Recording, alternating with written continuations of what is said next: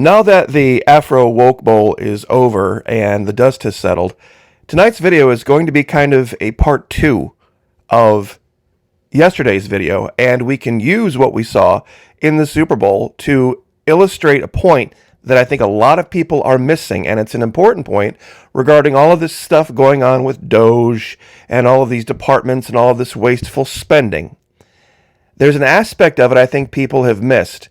Now, those of you who are unaware of the meme that I have on the screen before you, years ago, of course, there was Futurama, there was the robot character Bender, and whenever his ideas weren't followed, whenever he felt like he was being kind of pushed out of the group, he would then, of course, and it was a recurring theme, he would say, well, then that's fine, I'm going to go start my own, fill in the blank, and it's going to have blackjack and hookers, and it's going to be the best ever. It was a little Trumpian, to be honest. But there's an interesting point about this I think people are missing. And I think it's going to play into how things are handled in the future, especially when it comes to cryptocurrency. I've had people ask me about this. Florida Maki, do you still hold that it's a scam? Oh, absolutely it is. Absolutely it is, because it's a form of printing money or burning money, depending on however you want to, because no value is added to the economy one way or the other based on the value of Bitcoin. Because how do we know this? Because there was a perfectly functioning economy before Bitcoin, and if Bitcoin went away, the economy would still be fine. Now, it's more than just that, though. Especially, what does this have to do with the Super Bowl, and how can we tie it in? Perfect analogy. I have the perfect analogy. Real quick, though. This coming week, we're going to have a brand new video up over the Florida Maki Patreon channel. This one, of course, Next Level Up. It's going to be the Need to Know Roundtable. We have 4 levels at the Florida Maki Patreon channel. We have the $2 level. Last 2 videos we've done have been at that level. Then the next level up is for the 5, 10, and 15s. Then after that, we have a $10 and $15 level video. And then part 2 of that video is for the 15s only. So that's kind of the way we've been doing things. Love to have you over there. I have an analogy over there, though, talking about Doge that I can't even hardly reference here on YouTube without it setting off the censors. So tune in. Trust me, this one, I'm just going to warn you, it's going to be very R-rated. But it's the perfect analogy for those of you who can handle adult analogies. Now, here's our G-rated analogy that I think a lot of people can relate to. Let's say you got into a relationship with someone and you decided, you know what, we're going to put all the money together, we're going to live under one household, and we're going to make a budget. We're going to make a budget, we're going to live by the budget, we're going to save this, invest in that, here's the money for the bills, all that kind of stuff. I know you know what I'm talking about. Well then, let's say the fella decides to go out and it's a Super Bowl party, and he's just sure, he's absolutely positive that Patrick Mahomes and Travis Kelce, with the blessings of Taylor Swift, they got this one all wrapped up, and he's like, yeah, I know this is the bill money. Yeah, I know this money is meant for the Bills, but man, I just know he's going to win. And he puts the whole thing on it, and he blows all of your budget. He blows all of your budget on top of beer and pizza, and maybe they got something else going on there that's got, where you can spend money. And he comes home, and you are in a financial mess. Ladies, would you have a right to be pissed off? Well, of course you would. Of course you have a right to be pissed off, because the agreement was broken. I'm sure a lot of you are like, yeah, just like the U.S. government. They took our money. We said they were going to do something. We said that this is what it was going to be for, and then they snuck around behind our backs, and they blew all this money. Now, it wouldn't be fair of him, in this particular case, to ask her to go pick up extra shifts as a waitress somewhere to make up for his screw-up, right? It's his job to fix it. It's his job to fix it. Now, if that's the case, does he have money for Bitcoin at that point? Especially if they have a mortgage on the house. If they have a mortgage on the house and they're actually in debt for the house, but that was part of their monthly bills. The best investment you can ever make, $435 in, and you can, look, Dave Ramsey has repeated this, ask any financial advisor. If you're in debt and it's high interest debt, the best investment you can make in the future is paying off that debt. You don't go own Bitcoin hoping that it's going to go up when you're, in arrears and paying interest on credit card debt. until you're zeroed out credit card debt, until you are literally zeroed out on a car, zeroed out on the house, you don't have money. You don't have money to be going and playing with Bitcoin. Do you? Now, cool story, Maki. Our country is $35 trillion in debt because of a quarter century at least of bad decisions. Most of this 35 trillion has been accrued since 2000, the war era. And some have even speculated that there's no coming back from this. There's absolutely no come back from this. But Donald Trump has suggested that at $35 trillion in debt, somehow we're going to print up a bunch of money and go buy Bitcoin with it. We're going to print up, because clearly we don't have money, right? If we're $35 trillion in debt, do we have $35 trillion in our bank accounts? No, we don't. Therefore, we're in debt, right? Does that make any sense whatsoever?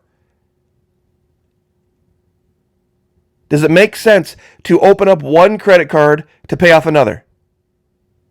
It just delays the inevitable, doesn't? And the money actually ends up costing you more. Instead of this handful of money being gone, it's going to be this suitcase full of money. And that's what we're looking at right now.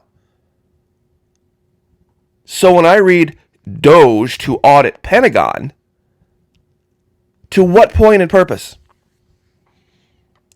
To what point and purpose? And this is where we get to the analogy that's the R-rated one over at the Patreon channel that I can't talk about.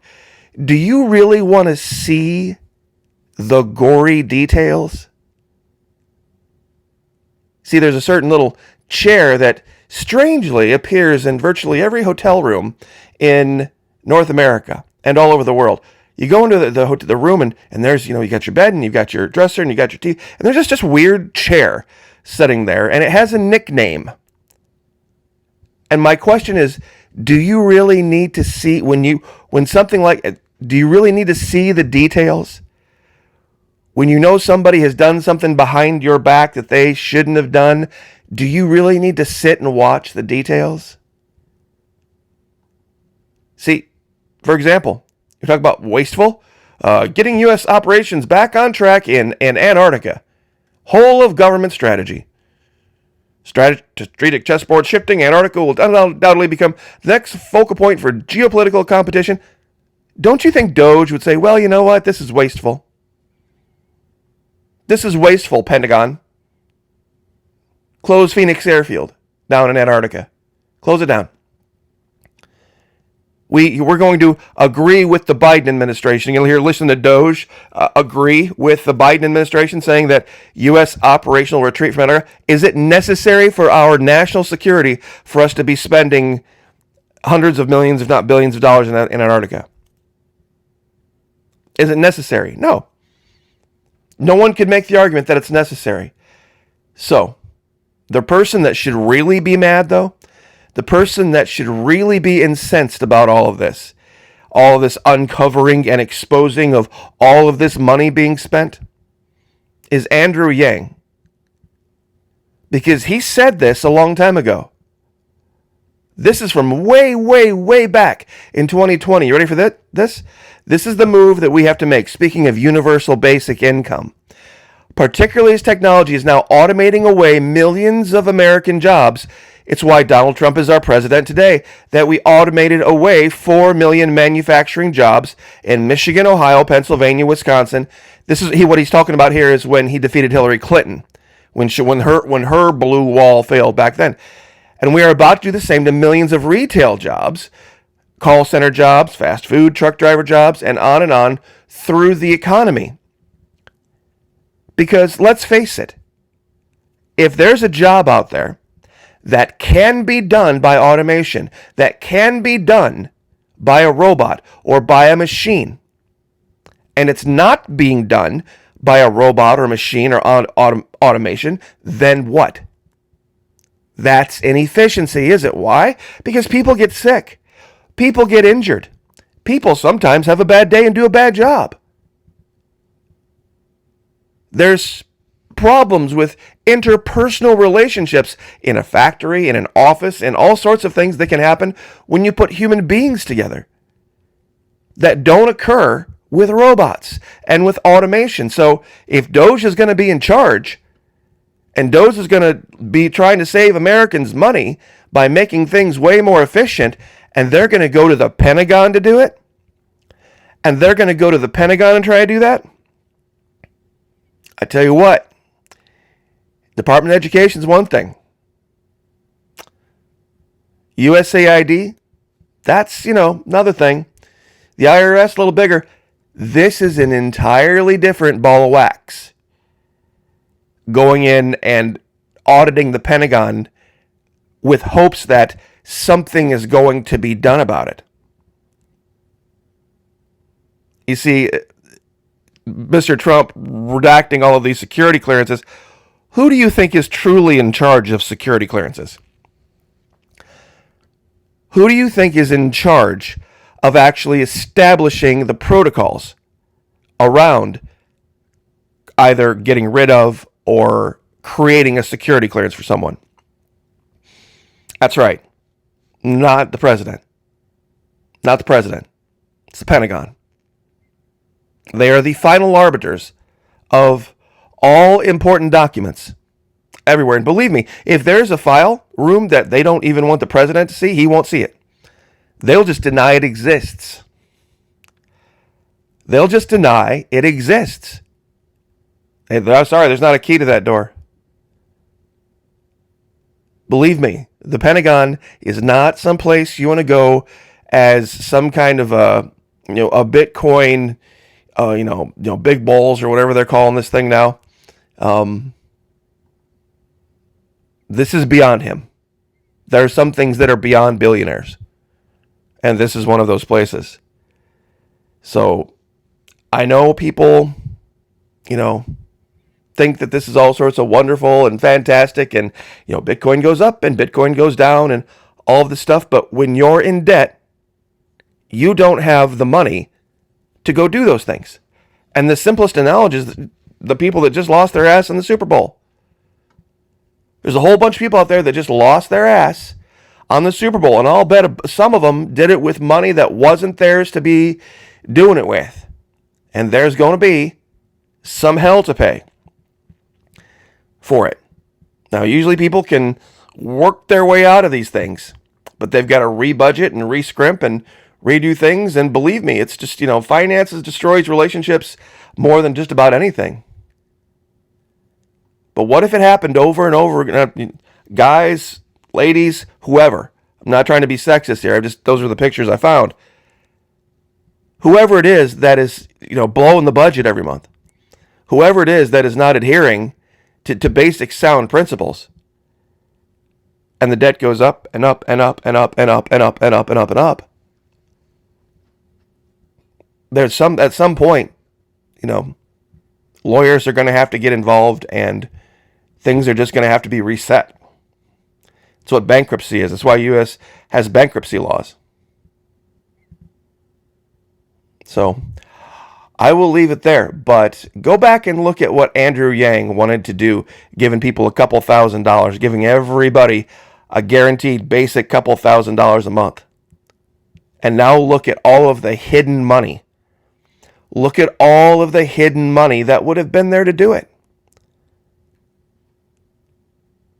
You see, it's not the money that's printed. It's the money that's in circulation that either causes deflation or inflation. It's not the money that exists. It's the money that's in circulation. That's why in a deflationary cycle, believe it or not, in a deflationary cycle, people save more money. In a deflationary cycle, people save more money. Inflation is people spending money. That's the economy on fire. That's people spend. And, as fast as it comes in, producers can't keep up with it. That's what makes prices go up. To make prices go down, people need to stop buying crap. And when people stop buying crap, even though they have the ability to buy crap, that's when things get a little squirrely.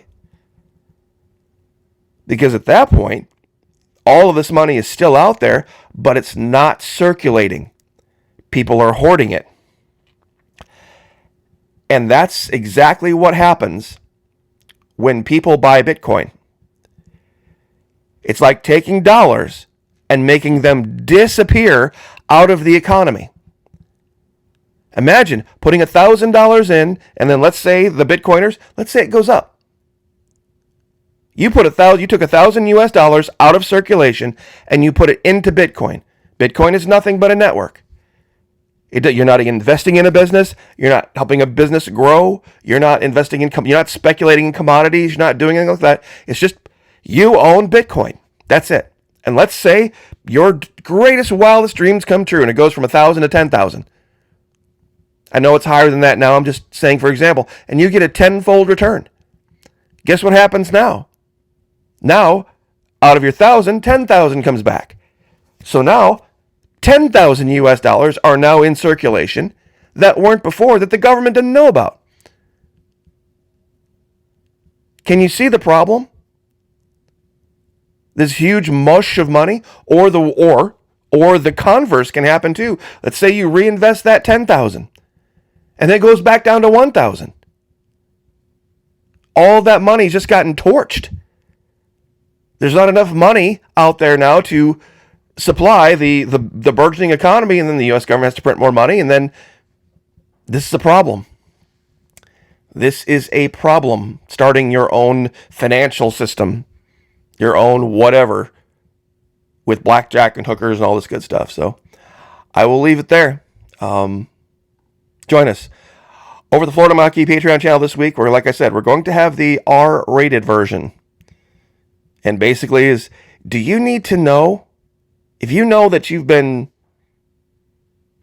well, something has happened behind your back that shouldn't have happened behind your back, trust has been betrayed, do you need to literally sit in the chair and see all the details? You see, that's what DOGE is doing right now. DOGE is making the American people sit in the chair, that little weird one that's in every hotel room, and watch every little detail. Is that relevant? Does it change anything? God bless. Pray for each other. Pray for me. I'll pray for you. Lift each other up. Like, share, subscribe. See you guys next time.